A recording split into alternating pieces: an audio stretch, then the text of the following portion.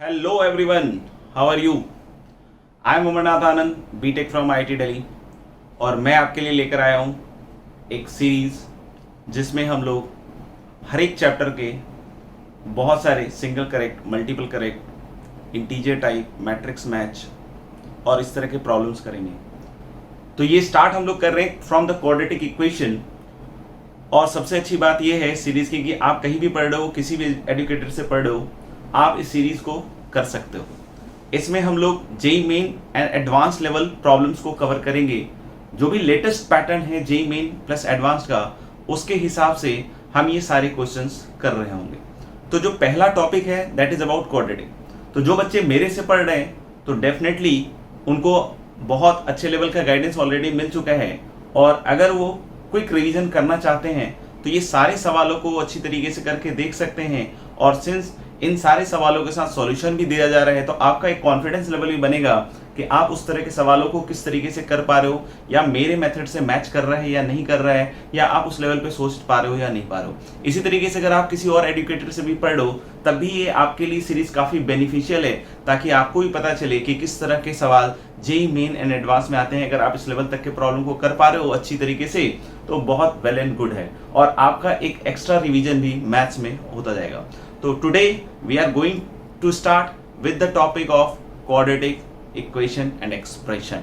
तो आप देख सकते हो कि जो पहला सवाल है वो सिंगल करेक्ट लिया है, और इस तरीके से हम लोग और भी सिंगल करेक्ट सवाल लेंगे तो एक एक करके हम उसको डिस्कस करते जाएंगे। तो आप चाहें तो हर एक क्वेश्चन को लिखने के बाद, उसको सॉल्व करने के बाद आप इस वीडियो को पॉज करें और उसके बाद उसके सॉल्यूशन तक जाएं। तो कोशिश करें कि जिस दिन आप रिवीजन का स्लॉट बना के बैठे हो उसी दिन ये सारी चीजें करें, और जिस दिन आपको लगता है कि नहीं मैं क्वाड्रेटिक इक्वेशन का रिवीजन करना चाहता हूँ, सिंगल करेक्ट का रिवीजन करना चाहता हूँ, या मल्टीपल करेक्ट का रिवीजन करना चाहता हूँ, या इंटीजर टाइप का रिवीजन करना चाहता हूँ, तो उसके हिसाब से ये अलग अलग वीडियोस में एक सीरीज की तरह आएगा, तो आप उसको उस तरीके से कर सकते हैं। तो यहाँ हम थोड़ी बहुत थ्योरी तो किसी किसी क्वेश्चन के मार्फत डिस्कस करेंगे, बट थ्योरी वाला पॉइंट तो आप जहां भी एजुकेटर से पढ़ रहे हो उन्हीं से पढ़िए, और वहां जो इलस्ट्रेशंस बेसिक कराए जा रहे हैं या जिस भी लेवल तक कराए जा रहे हैं उसको कीजिए अच्छे से, और आप फिर यहाँ पे अपने रिवीजन प्रोसेस को अच्छी तरीके से एग्जीक्यूट कर सकते हो। तो मेरा मानना है कि ये आपके लिए बहुत ही बेनिफिशियल होने वाला है।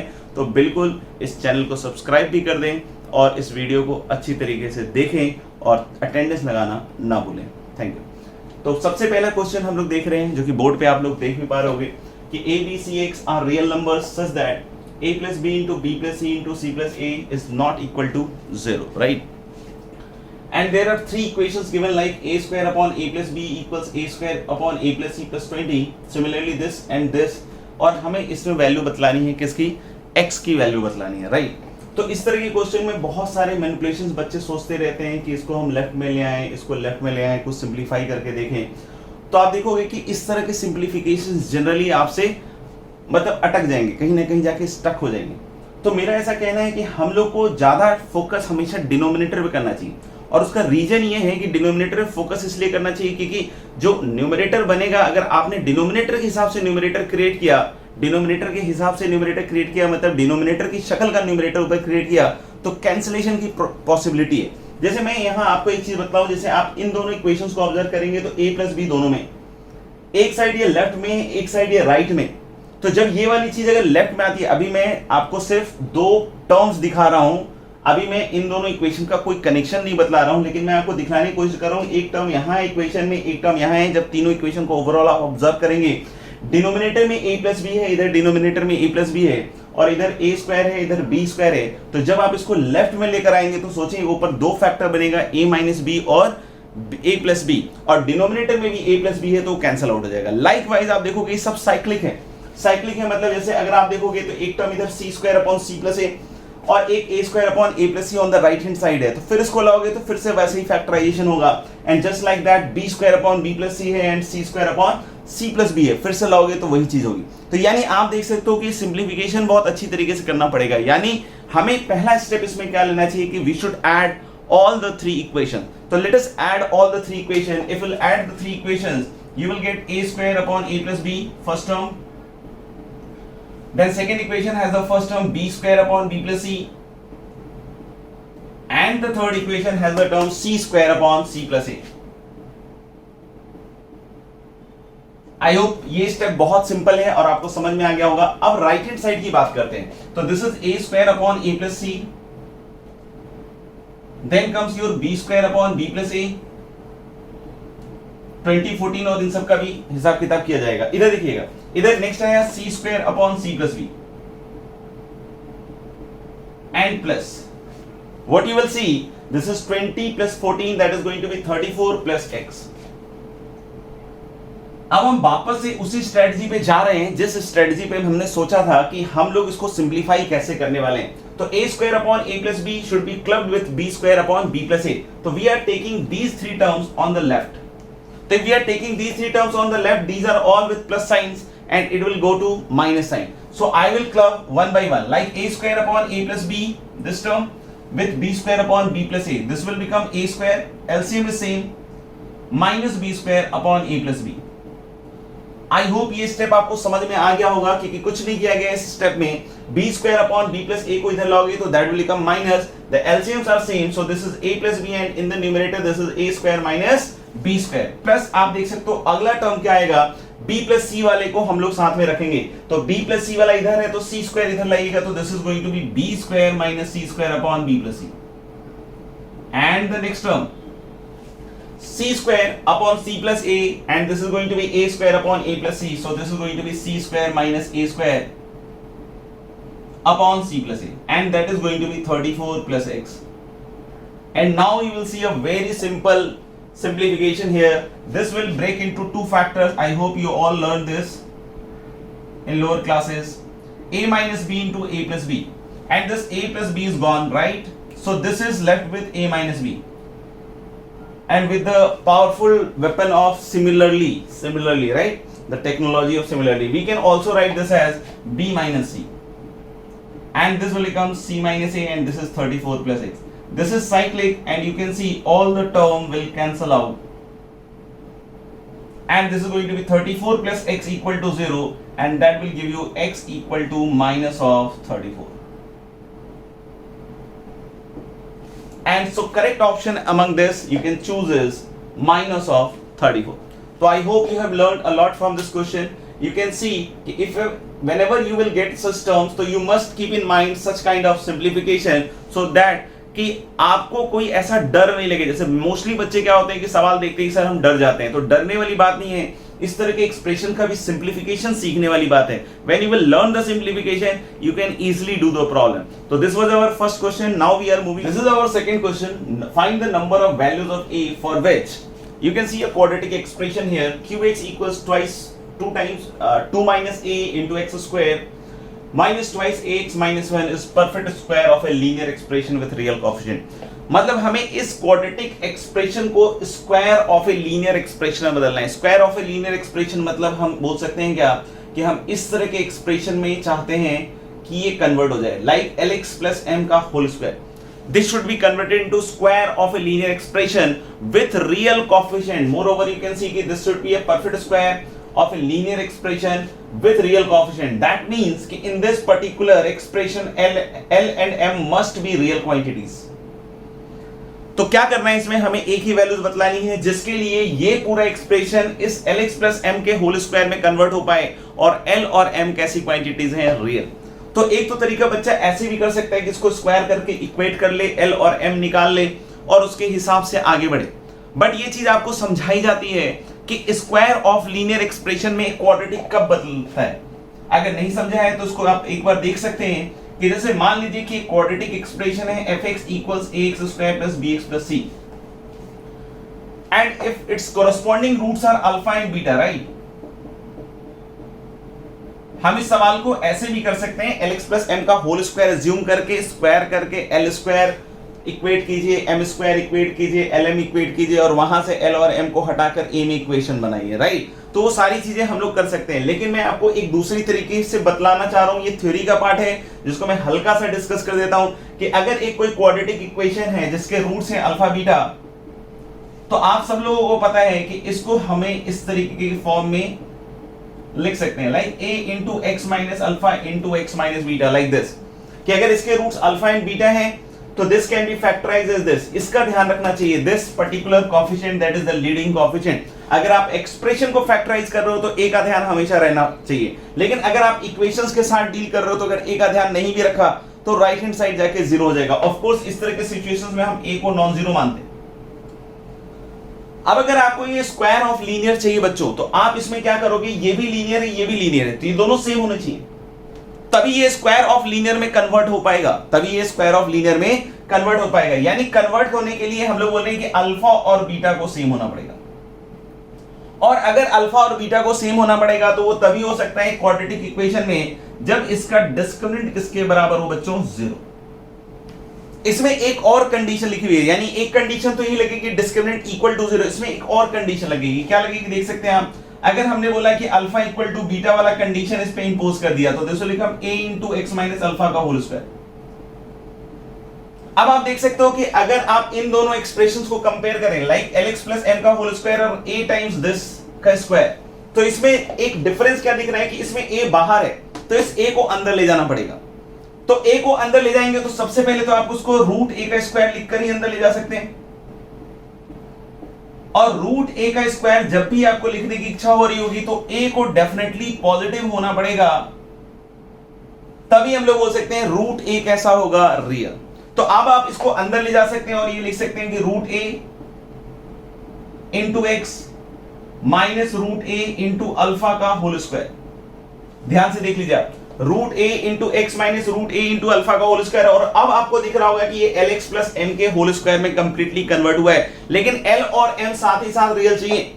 तो अगर l और m साथ ही साथ रियल चाहिए तो हम लोग को रूट a को रियल रखना पड़ेगा, और रूट a को रियल रखने के लिए a को क्या रखना पड़ेगा, पॉजिटिव। यानी कि अगर आप कभी भी किसी क्वाड्रेटिक एक्सप्रेशन को चाहते हैं, क्या चाहते हैं क्वाड्रेटिक एक्सप्रेशन को, कि स्क्वायर ऑफ लीनियर में कन्वर्ट हो with real coefficient, square of क्या लीनियर में कन्वर्ट हो विथ रियल कोएफिशिएंट, तो उसके लिए जरूरी कंडीशंस दो हैं, एक तो d जीरो और दूसरा a पॉजिटिव, और ये दोनों चीजें हमें इस पर्टिकुलर एक्सप्रेशंस पे अप्लाई करनी पड़ेगी। तो आई होप यहां तक क्लियर हो गया हो। अगर कोई चीज रह गई हो तो एक बार और रिपीट कीजिएगा, पेन साथ ही चलाइएगा ताकि आपको वो चीज अच्छे से समझ में आ जाए। नाउ हमने ये समझ लिया कि ये स्क्वायर ऑफ लीनियर में कब कन्वर्ट होगा, जब इसका d जीरो होगा और साथ ही साथ ये कोएफिशिएंट जो है एक्स स्क्वायर का जिसको a कहा था वो पॉजिटिव होगा। यानी पहला कंडीशन तो ये लगना चाहिए इसमें कि 2 minus a has to be greater than this, that gives you a less than 2।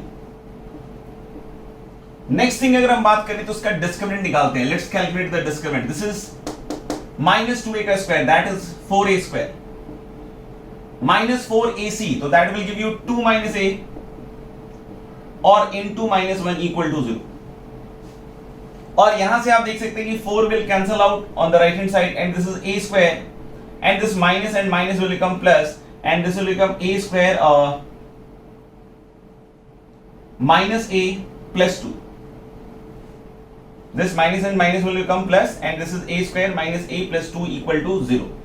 अब अगर हम इसका डिस्क्रिमिनेंट निकालें तो इसका डिस्क्रिमिनेंट ऑलरेडी कैसा है, नेगेटिव, तो हम लोग यहां से कंक्लूड कर सकते हैं नो रियल वैल्यूज ऑफ ए। हालांकि आपको यहां पे इस कंडीशन की इतनी फील इसलिए नहीं आई होगी कि जिस बच्चे ने d जीरो भी किया होगा उसका भी आंसर आ गया होगा, लेकिन आप उस केस को, सिचुएशन को समझिए कि मान लीजिए कि यहां से एक ही एक ऐसी इक्वेशन आती जिसके दो रूट्स आ रहे होते, एक रूट जो a का वो 2 से छोटा होता, एक 2 से बड़ा होता, तो फिर आपको इस पर्टिकुलर कंडीशन की फील आती कि हाँ ये कंडीशन बहुत ज्यादा इंपॉर्टेंट है, क्योंकि नहीं तो फिर उस केस में रियल वाला जो रियल कोएफिशिएंट वाला क्लॉज है वो वैलिड नहीं हो पाता।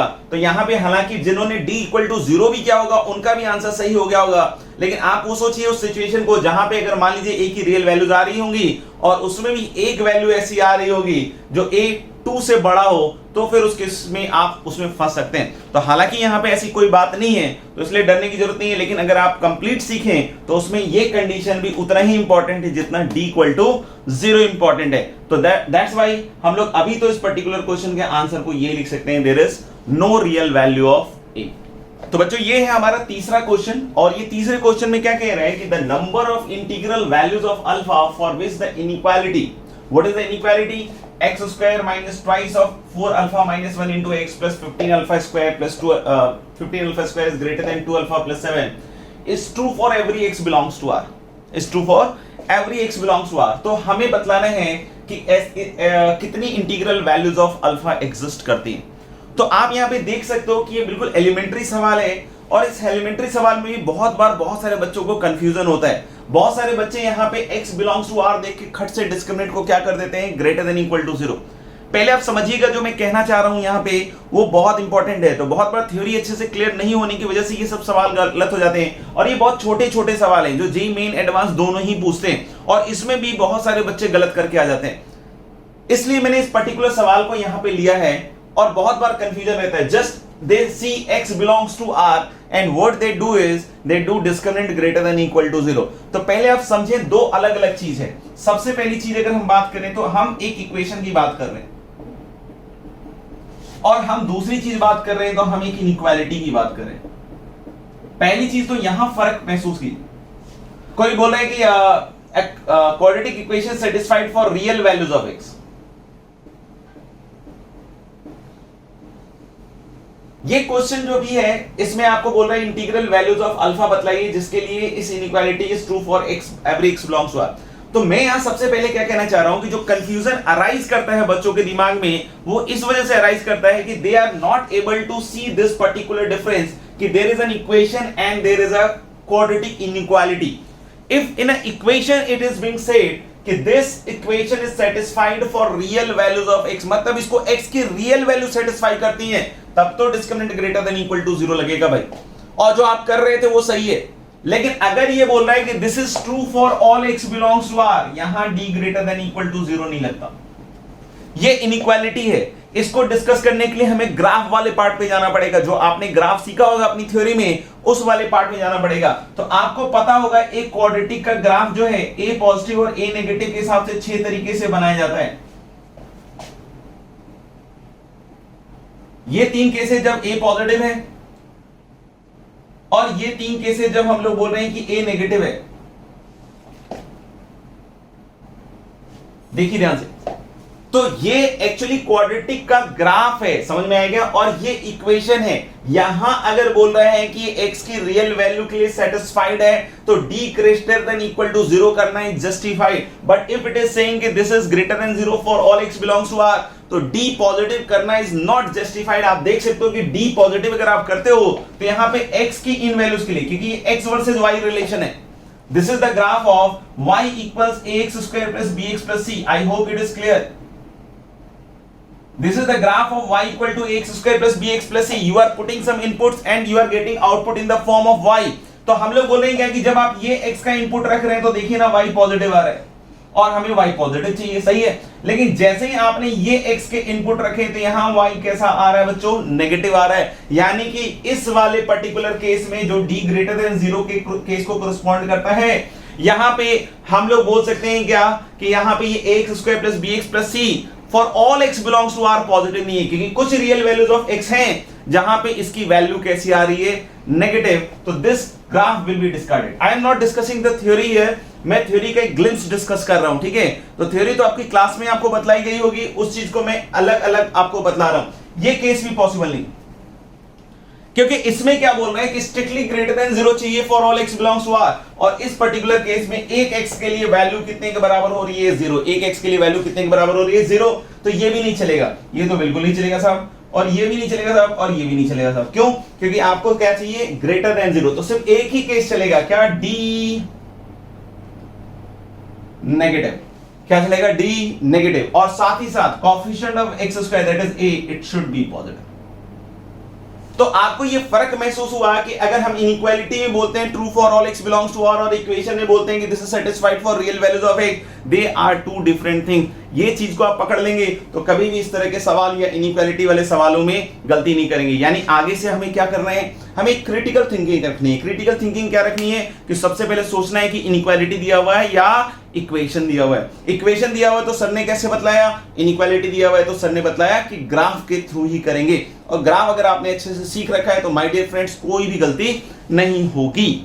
अब जब हम इस बात को समझ गए हैं, सीख गए हैं कि ये क्या चीज लिखा हुआ है, तो इनइक्वालिटी तो सबसे पहले सब चीजों को इधर लेकर आइए। तो -2 times 4 alpha -1 into x plus 15 alpha square -2 alpha -7 is greater than 0 for all x belongs to r। तो पहली चीज तो जो मैं नोटिस कर सकता हूं दैट इज एक्स स्क्वायर का कोएफिशिएंट वो पॉजिटिव है, 1 के बराबर है, तो a ग्रेटर देन 0 वाला कंडीशन तो ऑटोमेटिकली सेटिस्फाइड हो गया। अब क्या बचता है, डिस्क्रिमिनेंट। तो डिस्क्रिमिनेंट क्रैक करने पे चलते हैं। तो discriminant is going to be 2 का square that is 4 into 4 alpha minus 1 का whole square minus 4 times 15 alpha square minus 2 alpha minus 7 is greater than 0 और less than 0, less than 0। क्यों? क्योंकि डिस्क्रिमिनेंट क्या करेंगे, नेगेटिव। तो ऐसा नहीं कि सर हमारे अंदर तो लगता है पॉजिटिव ही होना चाहिए, तो आप पहले उस चीज को देखिए ध्यान से कि क्या चाहिए, तो हम लोग डिस्क्रिमिनेंट क्या होगा, नेगेटिव। तो 4 कैंसिल आउट हो गया आपका, और इसको स्क्वायर कीजिएगा तो I hope this is 16 alpha square minus 8 alpha plus 1 and minus से मल्टीप्लाई करने पे माइनस 15 अल्फा स्क्वायर, देख लीजिए, और ये माइनस माइनस क्या हो जाएगा, प्लस 2 अल्फा, और यहां माइनस माइनस फिर से क्या आएगा, 7 less than 0। Now club the coefficient, तो ये हो जाएगा आपका अल्फा स्क्वायर माइनस कितना हो गया, 6 अल्फा, और प्लस हम लोग हो सकते हैं this is going to be 7 plus 1 that is 8। और इसको आप ब्रेक करके देख लीजिएगा, मुझे लग रहा है कि अल्फा की वैल्यू इसमें 2 से 4 आ जाएगी। बेबी कर्व मेथड यूज करना पड़ेगा। बेबी कर्व मेथड आप लोगों ने पढ़ा होगा मेरे ख्याल से क्वाड्रेटिक में, जैसा कि मैंने पहले बताया कि अगर आपने थ्योरी क्वाड्रेटिक अच्छे से कंप्लीट कर रखी है तो उसके रिवीजन के हिसाब से, तो यहां से यहां तक लाने के लिए आप इसके रूट्स क्रैक कर लीजिए।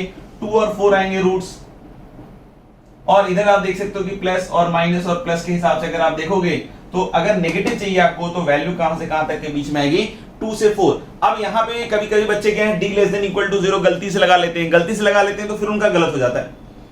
तो आपको यहां पे भी थोड़ा अलर्ट रहना पड़ेगा कि डिस्क्रिमिनेंट स्ट्रिक्टली लेस देन 0 या इक्वल टू 0 भी चलेगा, क्योंकि क्वेश्चन में हम एक जगह चेंज लाते हैं। जैसे मान लो यहां पे हम इक्वालिटी डाल देते हैं कि this is greater than equal to this, true for all x belongs to r, तो यहां d less than equal to 0 दोनों लगता है, क्योंकि d इक्वल टू 0 का ग्राफ यही बताया था मैंने। और जब वो दोनों लगता है तो यहां पे 2 से 4 क्लोज आता है, तो उस केस में नंबर ऑफ इंटीजर्स बढ़ जाते हैं, 2 भी हो जाता है, 3 भी हो जाता है, 4 भी हो जाता है। लेकिन अभी जो हमारा केस है जहां पे इक्वालिटी ये ड्रॉप्ड है, क्वेश्चन में ऑलरेडी ऐसा था, ठीक है, तो अभी हम बोल सकते हैं कि ये आएगा और उसके हिसाब से आंसर क्या आएगा, 1। तो अगर आपने थोड़ी भी गलती कर दी वहां पे तो अब आपका आंसर आ जाएगा 3, और फिर वो सिली मिस्टेक में काउंट होने लग जाएगा, ठीक है। तो यहां थोड़ा अलर्ट रहेंगे, आपको पता होना चाहिए कि कौन सा कंडीशन प्रिसाइज है, तभी हम उसमें अच्छा कर पाएंगे। अब बढ़ते हैं क्वेश्चन नंबर 4 पे। क्वेश्चन नंबर 4 आप पढ़ सकते हैं और अच्छी तरीके से नोट कर लीजिएगा, पॉज कर लीजिएगा वीडियो को, फिर सॉल्व कीजिएगा, फिर सॉल्यूशन को देख सकते हैं आप क्या लिखा है। The maximum vertical distance, ध्यान रखिएगा, word is vertical distance, the word is vertical distance। तो हम लोग बोल रहे हैं क्या कि the maximum vertical distance d between the parabola, ध्यान रखेंगे ये डिस्टेंस किसके बारे में जिक्र हो रहा है, वो कैसा डिस्टेंस है बच्चों, वर्टिकल डिस्टेंस। तो बोल रहे हैं कि the maximum vertical distance d between the parabola, this is the parabola y equal to minus 2x square plus 4x plus 3 and the line y equal to x minus 2 throughout the bounded region in the figure। Bounded reason का मतलब क्या हुआ वो समझिए आप। Bounded reason का simple मतलब क्या हुआ कि आप देख सकते हैं कि अगर आप इस लाइन के इस पॉइंट के इधर की बात कीजिएगा, राइट हैंड साइड की बात कीजिएगा, तो द रीजन्स आर अनबाउंडेड, बंधा हुआ नहीं है। बंधा हुआ रीजन कहां से कहां तक है, इस पॉइंट ऑफ इंटरसेक्शन से लेकर इस पॉइंट ऑफ इंटरसेक्शन। ये जो 2 पॉइंट ऑफ इंटरसेक्शन के बीच की कहानी है, आप देख लो, अगर मैं यहां एक वर्टिकल लाइन बनाता हूं और यहां एक वर्टिकल लाइन बनाता हूं, तो आप देखो जो बाउंडेड रीजन है of this parabola and the line is this particular region which is the bounded region. तो ये इस रीजन की बात कर रहा है, इस रीजन में बोल रहा है वर्टिकल डिस्टेंस मैक्सिमम कितना होगा इन दोनों के बीच में। तो पहली चीज तो आप समझिए कि वर्टिकल डिस्टेंस क्या हुआ। वर्टिकल डिस्टेंस वो डिस्टेंस हुआ which will be measured along any line parallel to y axis। जैसे अगर आप बोलोगे कि यहां पर्टिकुलर इस x के लिए क्या वर्टिकल डिस्टेंस हुआ, तो this is the vertical distance. अगर कोई पूछता है, आपको ये बात समझ में आई जो मैंने कहा कि अगर कोई पूछता है कि इस वाले पॉइंट के अलोंग क्या वर्टिकल डिस्टेंस हुआ, तो this is the vertical distance दोस्तों। अगर कोई कहता है ये x के अलोंग क्या वर्टिकल डिस्टेंस है, तो आप यहां पे एक लाइन बना लीजिए जो पैरेलल टू y एक्सिस हो या परपेंडिकुलर टू x एक्सिस हो। ये जो डिस्टेंस होगा, ये डिस्टेंस d क्या कहलाएगा, this will be vertical distance corresponding to this value of x। अगर इसको आप x, 0 बोलते हैं, तो अगर आप इसको x, 0 बोलते हैं तो पहली चीज तो आपको ये महसूस करना पड़ेगा वर्टिकल डिस्टेंस। तो हम लोग बोल रहे हैं क्या कि आप ऐसा सोचें कि एक रॉड जो है वो स्लाइड कर रहा है in between this point and this point, and that rod is a vertical rod, right. तो हम लोग बोले कि इनिशियली उस रॉड का पोजीशन तो यहां होगा, आप जब उसको आगे बढ़ाएंगे तो रॉड का पोजीशन ये होगा, फिर आगे बढ़ता जाएगा, वर्टिकल लाइंस ये सब दिख रहे हैं, ये रॉड का पोजीशन चलता जा रहा है, चलता जा रहा है, चलता जा रहा है, चलता जा रहा है। तो आप एक फील लीजिए कि आपको एक फील आएगा कि जो वर्टिकल डिस्टेंस है इनिशियली इस वाली लाइन पे 0 था और इस वाली लाइन पे भी 0 है, और आप देख सकते हो कि 0 से 0 मूवमेंट हो रहा है। मतलब हम लोग बोले वर्टिकल लाइन इनिशियली 0 था, फिर बढ़ना चालू होगा, 0 से पॉजिटिव होना चालू हुआ ना, और फिर ये बढ़ता गया बढ़ता गया बढ़ता गया, फिर कहीं के बाद फिर से घटना चालू हुआ होगा। यानी कि अगर initially it was 0, finally it is 0, और बीच में बढ़ता गया और फिर 0 आ रहा है, यानी कहीं ना कहीं बीच में मैक्सिमम आने के चांसेस हैं, और वही बोल रहा है कि मैक्सिमम वर्टिकल डिस्टेंस आपको डी बतलाना है। तो विजुअलाइज हो गया होगा कि किस डिस्टेंस की बात कर रहे हैं। आप कोई बोले सर वो डिस्टेंस कैसे निकालेंगे बच्चों, तो देखना, आप कोई भी x लेते हो, x, 0 लेते हो, तो उस x पे इसकी कोई वैल्यू होगी इस पैराबोला की, और उस x पे इसकी भी वैल्यू होगी, y कोऑर्डिनेट, समझ में आएगा। इसके y कोऑर्डिनेट को अगर मैंने y1, 0 कहा कि इस x पे इसने y1 दिया और इस x पे इसने y2 दिया, सुनना, तो what will be the distance between these two, this is going to be y1 minus y2। अब बहुत सारे बच्चे यहां पे कुछ अलग सोच लेते हैं, वो सोचते हैं कि नहीं sir the answer will B y1 plus y2। अपन दोनों इंस्टेंस में बात करेंगे, ठीक है ना। जैसे मैंने अभी आराम से इसको क्लियर करते हैं इस पॉइंट को कि कौन सा सही है कौन सा गलत है, ठीक है। तो you should not be worried, just watch this.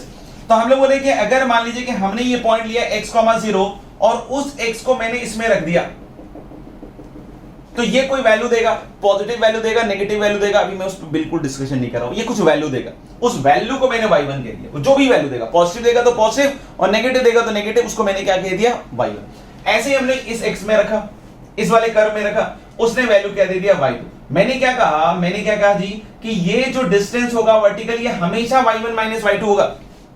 बच्चों को लगता है ये y1 प्लस y2 हो सकता है, कुछ बच्चों को ऐसा नहीं लगेगा, लेकिन हो सकता है कुछ बच्चों को लगे कि y1 प्लस y2 होगा, क्योंकि सर इधर ये y1 हो गया और ये प्लस y2 हो गया।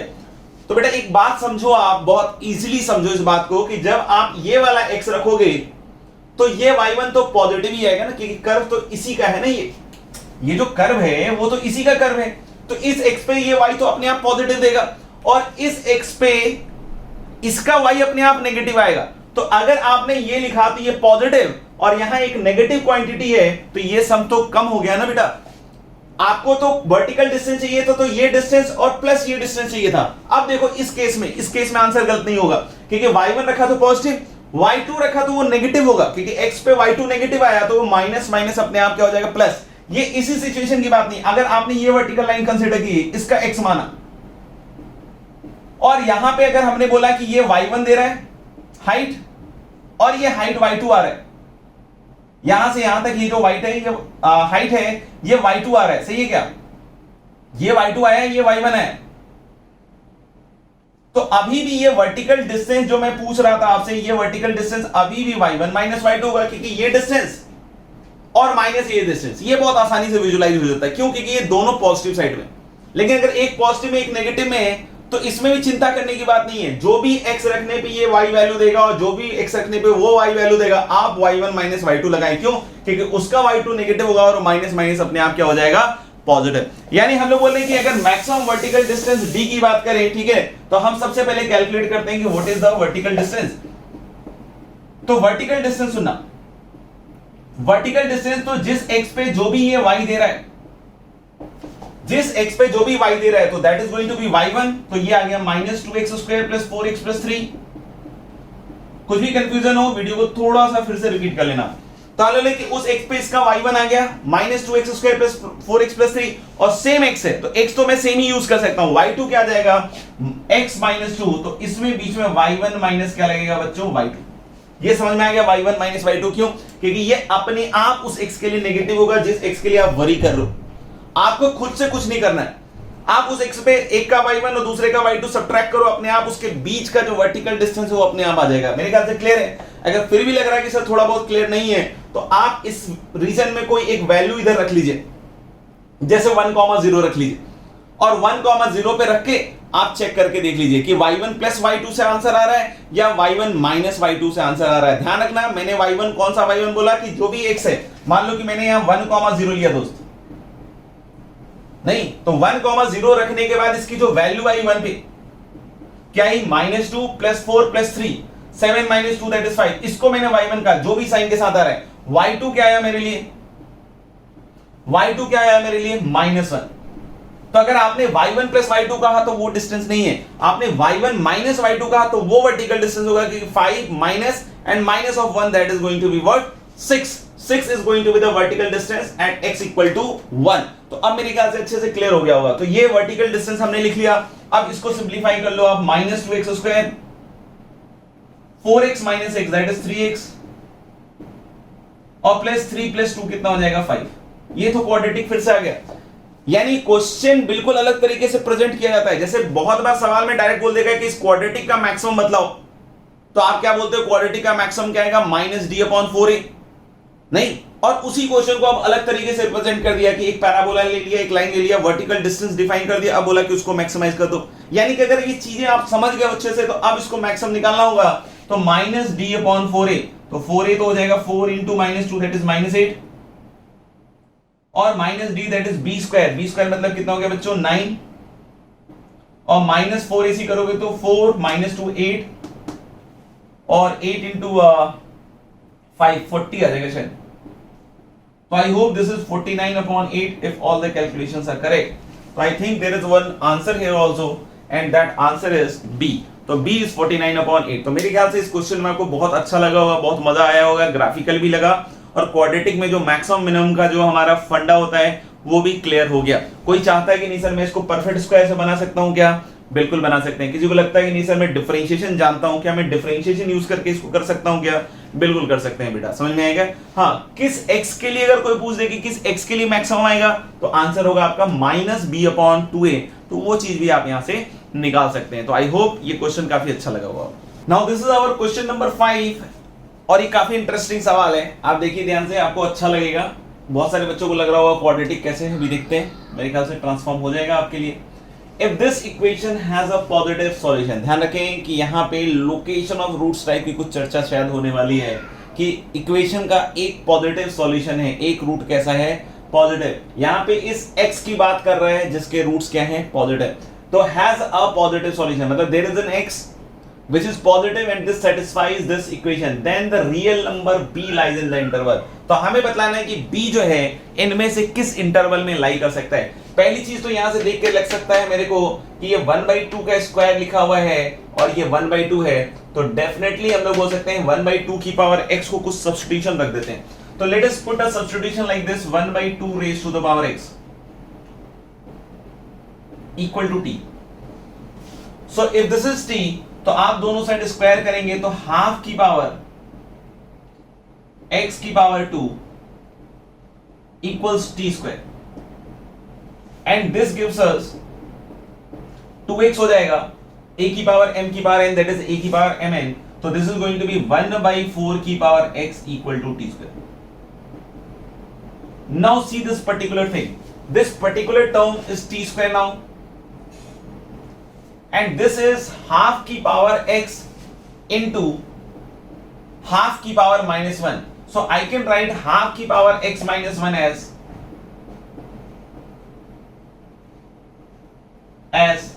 half की power x into half की power -1। I hope it is clear। and what is half की power x? this is t, we have already assumed this, and half की power -1 is what, 2। तो this is going to be t square plus 2t plus b equal to 0। अब my dear friends, आपको एक चीज का यहां ध्यान रखना है कि t के पॉजिटिव रूट के बारे में नहीं बोला है, मतलब वो आ रहा है या नहीं आ रहा है वो एक अलग बात है। सबसे पहले तो आपको यह समझना पड़ेगा कि इसमें x के पॉजिटिव रूट के बारे में बात करेगा कि there is a positive x जो इसको क्या कर रहा है, सेटिस्फाई। तो अब हम सोचते हैं कि अगर x पॉजिटिव होगा तो t के ऊपर उसका क्या इफेक्ट आएगा। First we will have to think if x is positive, what is the effect on t? So this relation is 2 raised to the power minus x equal to t। अब सोचो आप, अगर x यहां पे positive हम रखते हैं, क्या सोच रहे हैं हम कि x अगर पॉजिटिव रख रहे हैं एक्स कैसा सोच रहे हैं, पॉजिटिव रख रहे हैं, तो ऑफकोर्स अगर एक्स पॉजिटिव है बच्चों तो माइनस एक्स कैसी क्वांटिटी होगी, नेगेटिव। और 2 की पावर माइनस एक्स की बात करें तो this will be less than 2 की पावर 0। ये समझ में आया लास्ट स्टेप, कि अगर हम लोग बोल रहे हैं कि यहां पे हम नेगेटिव वैल्यूज इनपुट कर रहे हैं, नेगेटिव वैल्यूज इनपुट कर रहे हैं, बोलोगे सर नेगेटिव नहीं, एक्स तो पॉजिटिव दिया हुआ है, तो हाँ भाई एक्स अगर एक पॉजिटिव सॉल्यूशन दिया है तो माइनस एक्स तो नेगेटिव ही इनपुट कर रहे हैं। अगर माइनस एक्स अगर नेगेटिव इनपुट कर रहे हो तो 2 की पावर माइनस एक्स आपको फील आया कि this will be less than 2 की पावर 0, दैट इज 2 की power minus X is going to be less than 1। सही है, आपको इस चीज समझ में आई कि 2 की पावर माइनस एक्स हमेशा क्या होगा, 1 से क्या होगा, छोटा। तो मेरे ख्याल से आप लोगों को यहां तक ये समझ में आ गया पूरा पार्ट कि जो आपके पास t होगा वो t के बारे में हम सिंपल सी बात कर रहे हैं, अगर उसका उधर पॉजिटिव सॉल्यूशन है, x के लिए पॉजिटिव सॉल्यूशन है, तो जो t की वैल्यू होगी, जो सॉल्यूशन होगा वो 1 से छोटा होगा। एक चीज और पूछ रहा था मैं दोस्त, अगर t 1 से छोटा होगा जो उसका सॉल्यूशन है, तो यहां पे एक चीज और नोटिस कर सकते हो आपकी, जो 2 की पावर माइनस एक्स है, for whatever value of x this is going to be always positive, मतलब t 0 से 1 होगा। ठीक है, आप देख रहे हो 2 की पावर माइनस एक्स को t माना है तो t तो पॉजिटिव होना पड़ेगा। ठीक है, अब इस क्वाड्रेटिक के रूट्स की बात करते हैं, तो यहां से आप देख सकते हो जो सम है वो -2 है, और अगर सम इसका -2 है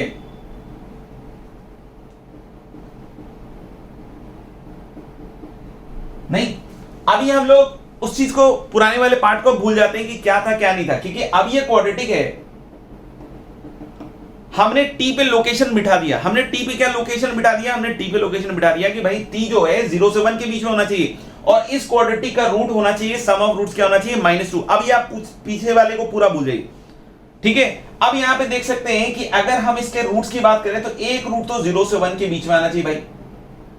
अब मेरा क्वेश्चन है कि अगर एक रूट 0 से 1 के बीच में आ रहा है तो दूसरा रूट क्या इस तरीके का पॉसिबल हो सकता है? तो आंसर इसकी इस तरह की पॉसिबिलिटी एग्जिस्ट नहीं करेगी।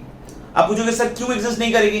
क्योंकि इस केस में सम ऑफ रूट्स नेगेटिव नहीं हो पाएगी। यानी कि जो पॉसिबिलिटी आपकी एग्जिस्ट करेगी वो कौन सी पॉसिबिलिटी एग्जिस्ट करेगी? अ पॉसिबिलिटी लाइक दिस, कि एक रूट इस तरीके से 0 से 1 के बीच में हो, ये वाला रूट दिख रहा है आपको, ये वाला जो रूट है वो 0 से 1 के बीच में, ये समझ में आ रहा है ये पॉसिबिलिटी क्यों हटा दी मैंने? क्योंकि इस पॉसिबिलिटी में अगर आप ध्यान से देखिएगा तो आपको एक रूट 0 से 1 के बीच में दिखेगा, एक 1 से बड़ा दिखेगा, तो उसका सम कभी भी नेगेटिव नहीं होगा, तो दूसरा रूट तो इसका नेगेटिव ही होना पड़ेगा। अब कोई बच्चा ऐसा पूछ सकता है कि सर इसमें t तो नेगेटिव होएगा ही नहीं, तो फिर आप कैसे बोलोगे? तो बेटा आप पहले ये समझिए कि ये इक्वेशन एक अलग इक्वेशन है जिसका मैंने ग्राफ बनाया है। हाँ, अगर अब ऐसे आप पूछोगे कि सर t नेगेटिव है, तो फिर अपन ऐसे ही बोल सकते हैं कि there will be some imaginary value of x जो उसको सेटिस्फाई करेगा, तो आप उस बात विवाद में मत जाइए। लेकिन मैंने आपको फिर भी हालांकि सॉल्यूशन बतला दिया कि क्या हो रहा होगा उस केस में। ये केस कतई भी नहीं बनेगा, क्यों? क्योंकि अगर इस केस की बात करें तो दोनों रूट पॉजिटिव होने के कारण सम -2 नहीं हो पाएगा। आप ये समझिए कि इसकी एक इंडिपेंडेंट भी कुछ बात होगी, आप उसको थोड़ी देर के लिए उससे कनेक्शन हटा दीजिए। अब आपके पास कुल मिलाकर तो सवाल ये हो गया ना कि इसका एक रूट 0 से 1 के बीच में होना चाहिए विद सम ऑफ रूट्स -2, तो मेरे ख्याल से आपको इस तरह के ग्राफ पे जाना चाहिए। फिर भी अगर कोई आर्ग्यू करता है कि ये कैसे आएगा, तो ये कैसे आएगा, हम लोग बोलेंगे x की कोई इमेजिनरी वैल्यू होगी जिसके कारण कॉम्प्लेक्स नंबर में, ठीक है ना, जिसके हिसाब से वो चीज आ रही होगी। ठीक है, तो अब हम बढ़ते हैं इस पर्टिकुलर के लिए। तो आप देख सकते हैं कि f0 क्या होगा, लेस देन 0, और f1 क्या होगा, पॉजिटिव। तो अगर हम बात करें कि f0 अगर नेगेटिव है, देखिए ध्यान से, अगर हम लोग बात करें f0 नेगेटिव है तो what is f0? f0 is b, so b is negative. And what is f1? F1 from the this expression is 3 plus b, and this need to be positive. So I can see b is greater than -3 and b is less than 0. So b will be lying between -3 to 0. And you can see a option according to this, and the option is going to be what? D. तो I hope it is clear और काफी interesting है क्योंकि बहुत सारी चीजें इसमें सीखने को मिली। एक तो है कि पहले इसको क्वाड्रेटिक में बदला, क्वाड्रेटिक के बाद हमने वेरिएबल चेंज किया।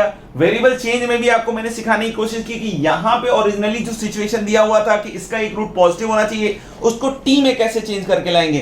फिर सम ऑफ रूट्स की बात से हमने दूसरे रूट्स के बारे में बात किया। दूसरा रूट वहां दिमाग में चक्कर आ गया कि भैया वो दूसरा रूट नेगेटिव कैसे हो गया, क्योंकि 2 की पावर -x तो पॉजिटिव हो गया, तो there will be some imaginary value of x जो कि उसको सेटिस्फाई कर रहा होगा, क्योंकि इस इक्वेशन की भी तो एक्सप्रेशन की तो अपनी आइडेंटिटी है ना, क्योंकि हम सोच लेते हैं कि वो हट जाए, तो हमारे पास मान लो यही बनाना होता, तो आप टी की कुछ ही वैल्यूज रखते जाइए। समझ में आएगा? कोई बोलेगी सर टी की वैल्यू नेगेटिव कैसे रखेंगे, तो वो एक्स की इमेजिनरी वैल्यू, क्योंकि अगर किसी को लगता हो कि सर लॉग वगैरह या इस तरह की चीजें सिर्फ रियल नंबर के लिए, पॉजिटिव नंबर के लिए डिफाइंड है, तो माय डियर फ्रेंड्स आप आगे जाके देखेंगे कि कॉम्प्लेक्स नंबर्स और इन सब के लिए भी लॉग डिफाइंड होता है, सब चीज होता है, ठीक है। तो आपको उस चीज में नहीं पढ़ना चाहिए। आपको मेरे ख्याल से ये चीज काफी अच्छे से क्लियर हो गई है कि किस किस तरीके से सर ने इस इक्वेशन में चीजों को चेंज किया है। ओके, तो अब बढ़ते हैं हम लोग क्वेश्चन नंबर 6 की तरफ। लेट्स सी कि क्वेश्चन नंबर 6 क्या कहता है। तो कि px दिया हुआ है x की power 5 plus x square plus 1 and this equation has 5 roots and gx is x square minus 2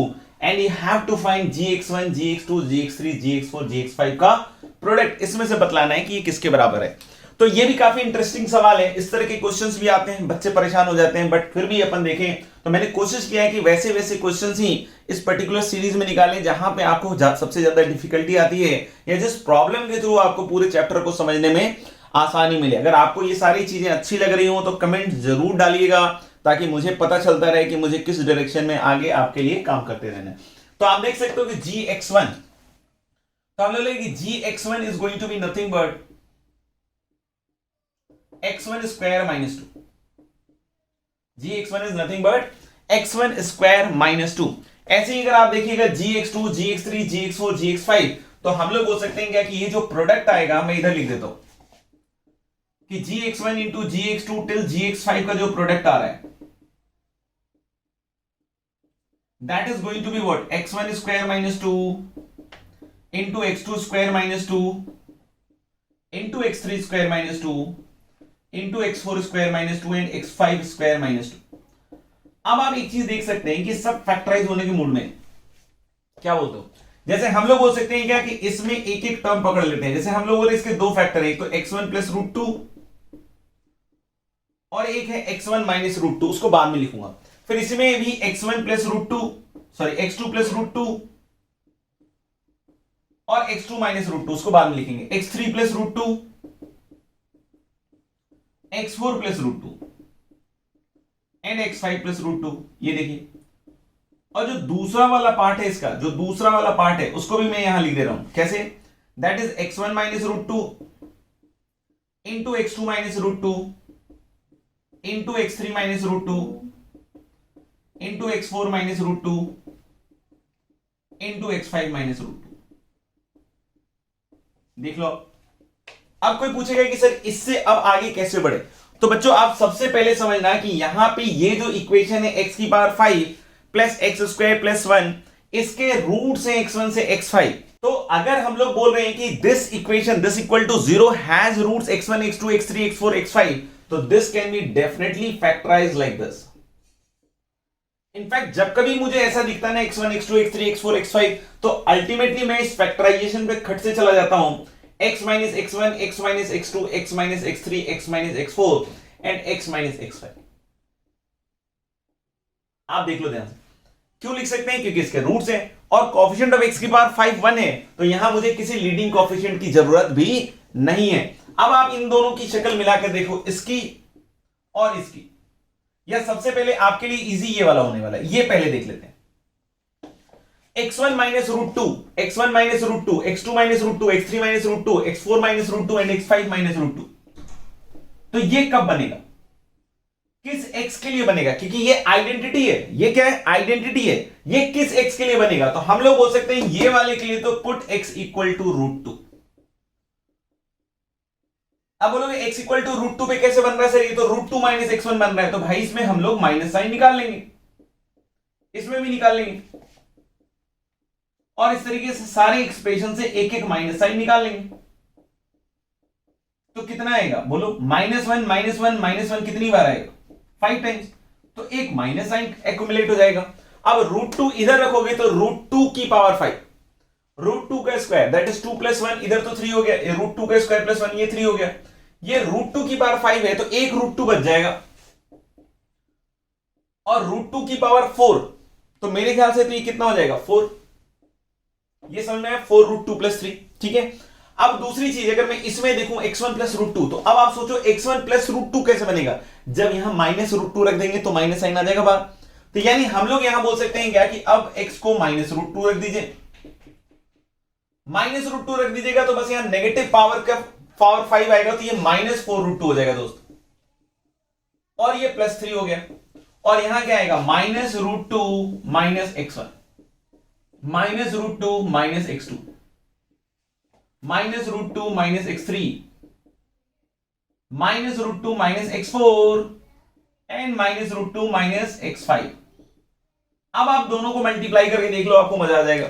जैसे ही आप a + b और a - b के फंडे से करोगे तो इसमें एक माइनस निकाल लेना, तो ये x1 - √2 होगा, और इससे माइनस निकाल लोगे तो माइनस माइनस क्या हो जाएगा प्लस। अगर ये चीज अगर आपको समझ में नहीं आई है तो मैं ऐसे करके दिखा लेता हूं कि इसको अपन लिख देंगे क्या, ऐसे ही यहां लिख देते हैं -(x1 - √2), ये ठीक है, और यहां से माइनस निकालोगे तो x1 + √2, तो ये दिख रहा है माइनस माइनस प्लस हो जाएगा, और x1² - 2 ही बनेगा जो यहां था, तो यानी माइनस भी एडजस्ट हो गया और x1² - 2 बन गया। ऐसे ही ये भी बन जाएगा x2² - 2, x3² - 2, x4² - 2, x5² - 2, मतलब इधर का साइड जो प्रोडक्ट है वो वही दे रहा है, gx1 × gx2 से gx5, इधर के साइड का प्रोडक्ट क्या देगा, फिर से a + b × a - b, तो that is going to be a² - b², तो मैं इसको इधर लिख दे रहा हूं, a² is going to B 9 और -b² मेरे ख्याल से हो जाएगा 32, so the correct answer is going to be what -23, so correct answer is going to B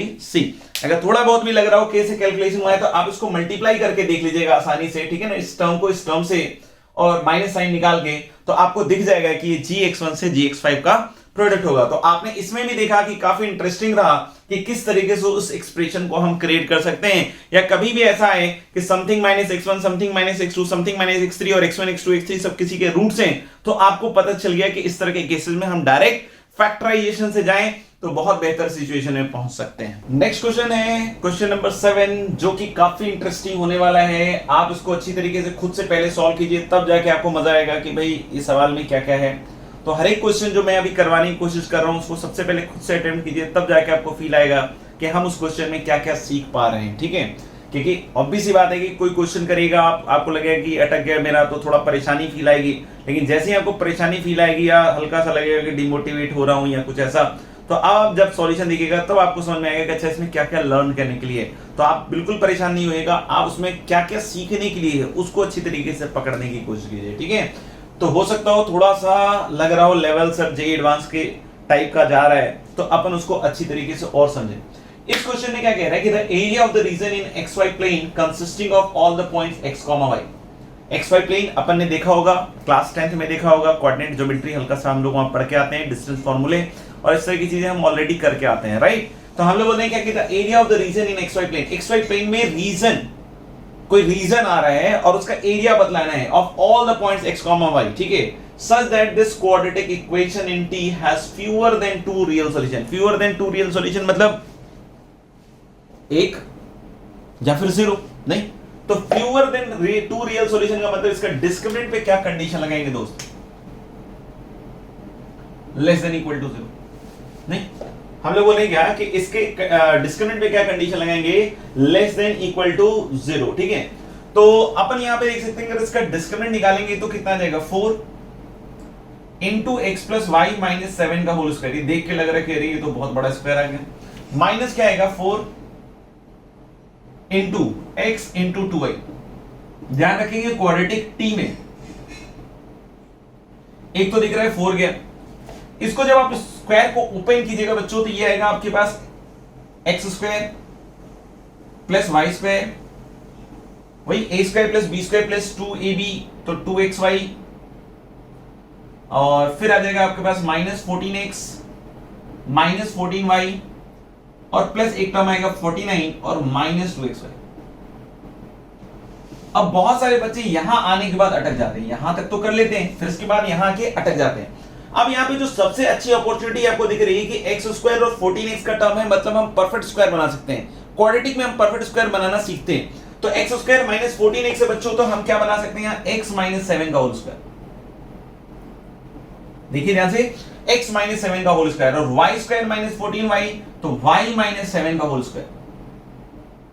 अब बच्चों आपको एक चीज समझ में आई कि एक 7 स्क्वायर और एक 7 स्क्वायर और आना चाहिए, तो एक 7 स्क्वायर 49 तो है इधर, जो कि हम लोग बोल सकते हैं कि x square minus 14x plus 49 में कंज्यूम हो गया होगा, लेकिन एक 49 तो उसके हिसाब से भी चाहिए ना, तो this is less than equal to क्या हो गया 49। इसको थोड़ा और क्लोजली अगर आप ऑब्जर्व करेंगे तो आपको ये डिस्टेंस फॉर्मूला में फील आएगा। स्क्वायर रूट ले लीजिए, अब आपको शायद फील आएगा। तो स्क्वायर रूट ले लीजिएगा तो ये आएगा x माइनस 7 का स्क्वायर प्लस y माइनस 7 का square is less than equal to what 7। ये दिख रहा है कि ये डिस्टेंस फॉर्मूला है। यहां पे अगर कोई पूछे मेरे पास कि ये लेफ्ट हैंड साइड क्या है, तो मैं लेफ्ट हैंड साइड के बारे में क्या बोलूंगा कि this is distance between the point. आप भी नोटिस कीजिए, डिस्टेंस बिटवीन द पॉइंट। आप भी बोलने की कोशिश कीजिए कि क्या है।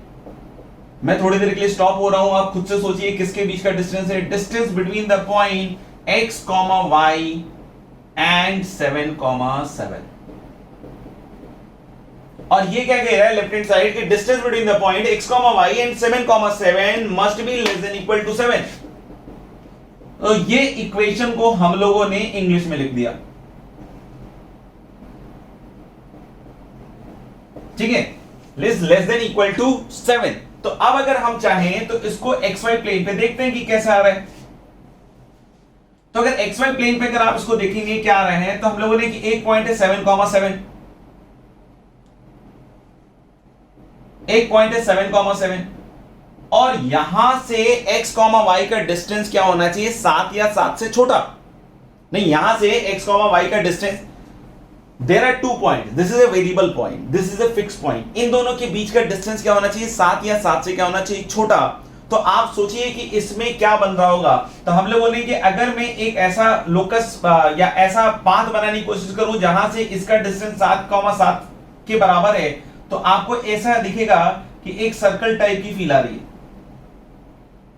ये समझ में सर्कल टाइप की फील मैंने क्यों बोली। अभी टच कर भी रहा होगा, हो सकता हो, मुझे नहीं पता, शायद टच कर रहा होगा।